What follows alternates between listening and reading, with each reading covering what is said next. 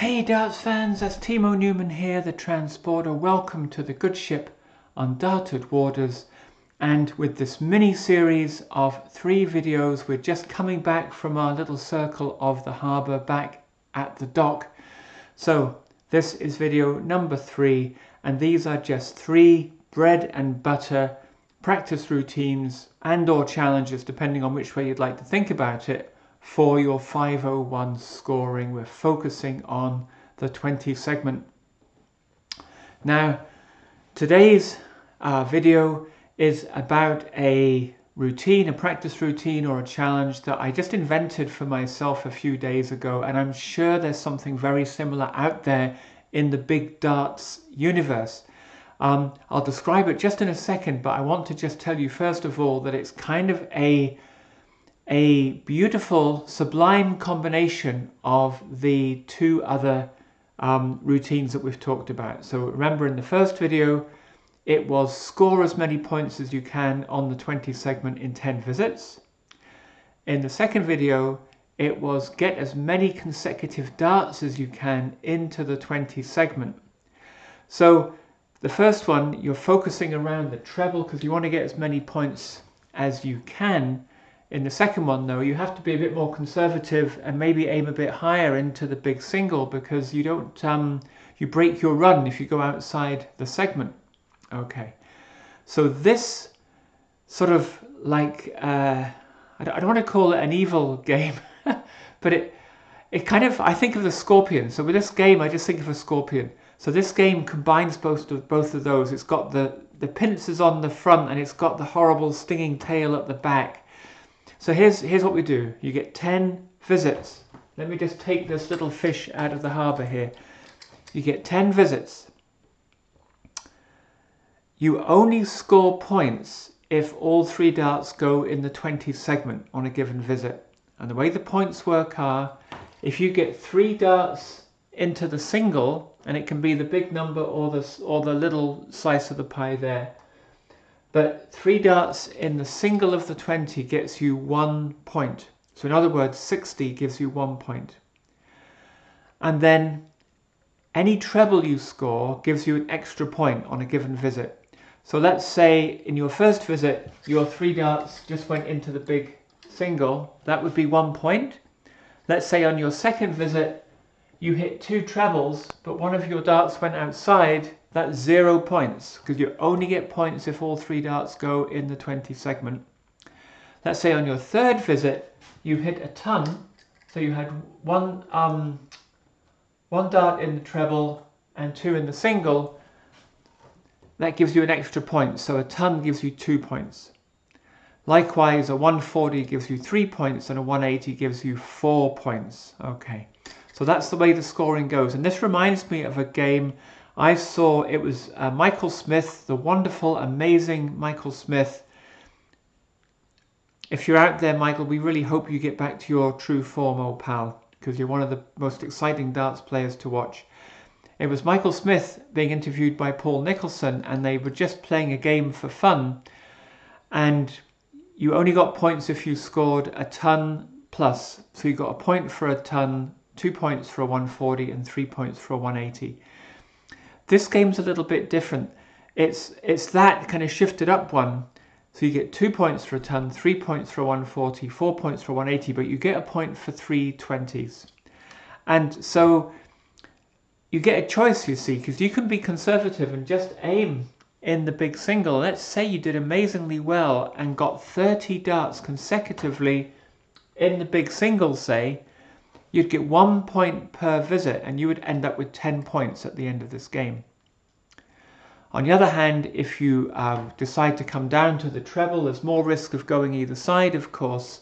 So you're going to have more visits where you get 0 points, but you will be picking up, hopefully, 2 points for a ton or 3 points for a 140, or who knows, maybe even 4 points with a 180. So that's kind of why it's like a scorpion.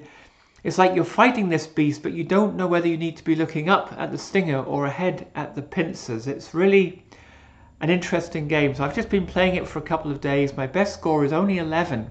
I say only because I thought I'd be doing a lot better than that, but it's a tricky game. But then I realized, well, if you get 30 perfect darts in the big single, you only get 10 points. And I thought about a professional player who averages 100, let's say in their scoring phase on 501. If you're averaging 100, that means that a typical visit for you is 2 singles and a treble. So they would be picking up 2 points per visit. In 10 visits, they're probably going to have 1 dart that goes outside the segment. So they're probably going to have 9 scoring visits, averaging 2 points per visit. So actually, a kind of pro who's just maybe, you know, not in the elite level is going to be probably getting 18 points typically on this game. So then I thought, well, 11 is actually not as bad as I thought. You know, Luke Littler maybe would get, you know, maybe would get into the 20s on this game. But what's really humbling is that the maximum possible score on this game is 40. Wow. But not even Luke Littler is going to approach 40, right? You're not going to get 10 consecutive 180s. So it's a really stretching game, but I think it's very, very good. It's so tough with the rules. It really makes us think hard about getting our darts into the 20 segment. So I'm just going to have a quick go just to show you how it works. If I do a lousy demo right now, I'll just do another take and we'll see how we get on. So you only get points if the darts go in the 20 segment. Doing another take.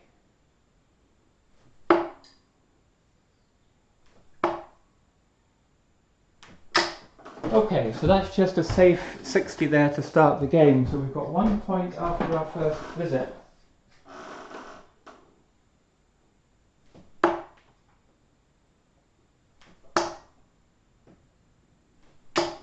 And again, 2 points after 2 visits.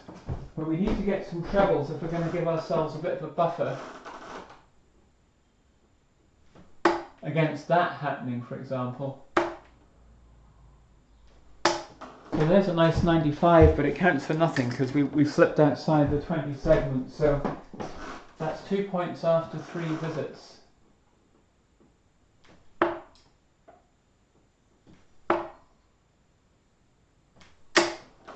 That's quite helpful, a 140. So we were 2 after 3. We get 3 points for that. So we're 5 points after 4 visits. So 5 after 4. Very good.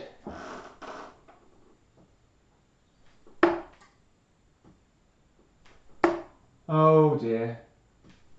Lazy darts, lazy darts. So 5 after 5. So if we can get 5 points from the second half, we at least get up to 10.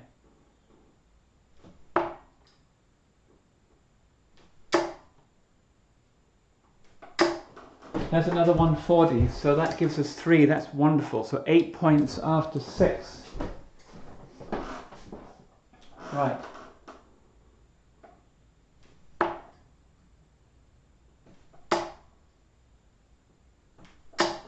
Nine points after 7. I'm kind of being a bit safer. 9 points after 7 visits.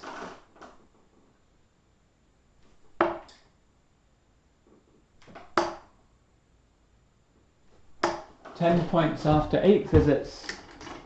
So now that we've gotten to 10, let's just be a bit more adventurous and go around the treble a bit more.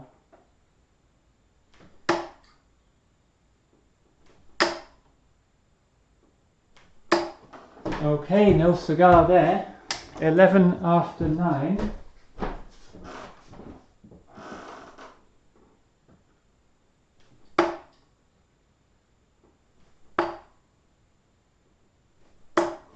And another 140. Hey, that's my record, 14. What a horrible game. 14, okay, so that's 14 points. That's gone better than any one I've played before, anyone try at this. I don't know. Why do we do this to ourselves as dart players? I don't know. Anyway, let me just finish the video here, guys. So that was 14 points. I think having a ghost player who gets 1 point per visit is really helpful, because then you basically want to at least try and get 10 on this game if you're a moderately good player. If you're still kind of in the learning phase of darts, where your, say, segment accuracy is around, say, 60-70%, it might be quite hard to do that. But you could aim to get, say, 5 points on this game, where you're picking up a point every other visit. But if you're like a club player who's used to getting 60 to 70 averages plus, aim for 10 points. And every time that you have a stray dart, it kind of means that you need another visit where there's a ton plus to kind of make up for it. Wow, those 140s were very helpful on there. Boy. So that's it. We're back to the dock after our trip round the harbour. These 3 bread and butter practice games, or really it's roast potatoes, roast parsnips, and this was definitely roast sprouts, and they're kind of overcooked as well, so they're not even very tasty. But I think this last game is something that I'm going to play a lot of, because I think it's so vicious. It kind of makes you want to be really, really accurate on the 20 segment, and that's getting into the habit of doing that, not being content with a 95 or a 45, really wanting all your darts in that 20 segment. You're going to win so many games with that consistency. So with that, my friends, 3 darts at the Oki. I hope you found this little series helpful, and I wish you all the best, and we'll be back soon with some heavy science, some mechanics, some quantum mechanics, all sorts of cool stuff. So until then, all the best.